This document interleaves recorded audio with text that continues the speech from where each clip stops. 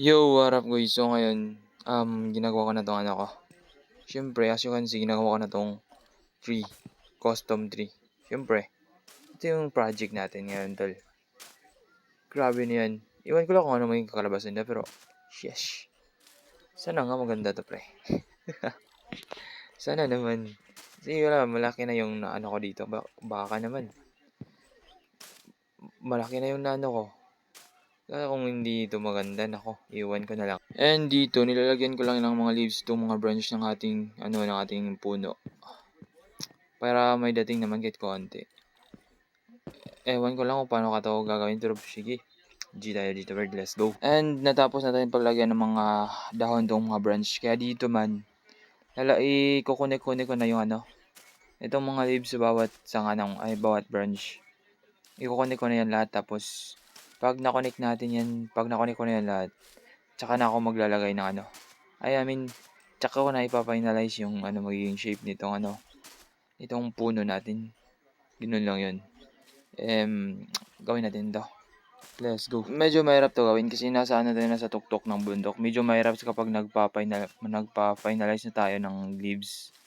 Pero sige, mas gusto kong pahirapan yung sarili ko, kaya gawin natin to, pre. Siyempre, dito natin makikita kung ano magiging kalabasin nito. Kung magmukha ba tong kahoy o magmukhang kabuti. Sige. Let's go, man. Sana naman, bro. So, tapos na yung kalahati, I think. Pero ngayon, check mo natin dito sa taas. Wait. Kahoy ba to? Wait lang. What the...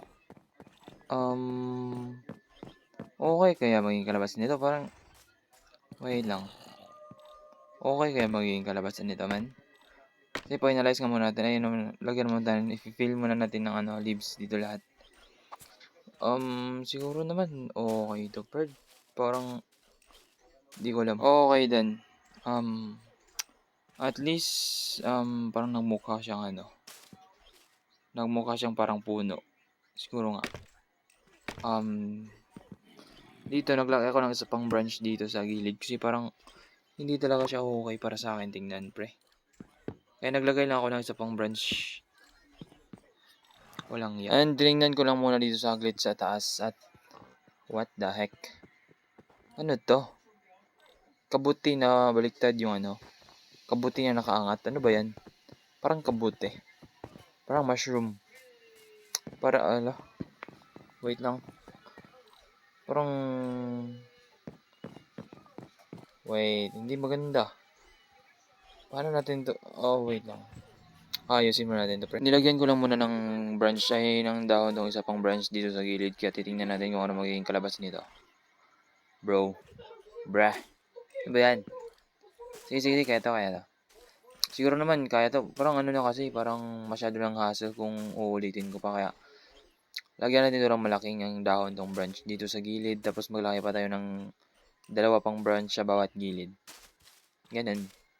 Yun yung plano. So, nalagyan ko na ng leaves dito sa isa pang branch. Kaya yung gagawin natin is, hihilain lang muna natin ito pababa. Para may, naman. Siguro parang okay kung hihilain natin pababa kasi parang ang plain kapag ganun. Ganun, sige. Try natin kung ano ba yung kalabasin nito. Ewan ko na lang, pre. Pero sige. Kaya to. Pero yun nga, bird, kasi hilain natin ito pababa itong mga dahon. Yung problema, dyan sa taas. Kasi parang, lalabas na yan dito sa platform natin. Kaya, wait. Parang medyo challenging to, Pero medyo challenging to, bird. Why? Kayang-kaya to. Sige, try natin, bro. Gusto ko pinapahirapan yung sarili ko, men. And as you can see, parang okay din. Sige, ganito lang. Okay din siya, bird.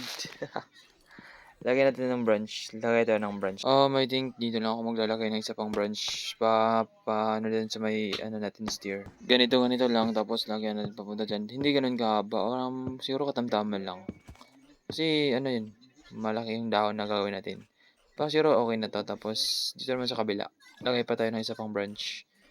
Siguro dito. Sige, dito. Isa, tas, okay na to, okay na to. Tapos pag ganyan, sige, ito. Okay na siguro to, men. Kasi pag ganun, masyado lang malayo sa platform mo. Okay na to, Perd. Oopsie. Bro, kinulang pala ako sa libs. Okay, kuha muna tayo ng libs. Continue natin next time pag nakagather tayo ng maraming libs. Kinulang ako, Perd. And man, kung gusto mo makita yung may kalabasan ng ginagawa natin na 3, make sure na abangan mo sa ating next upload, men. Make sure lang na abangan mo.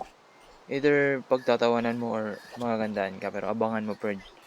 Kasi doon natin malalaman kung ano yung kakalabasan ng ating custom tree.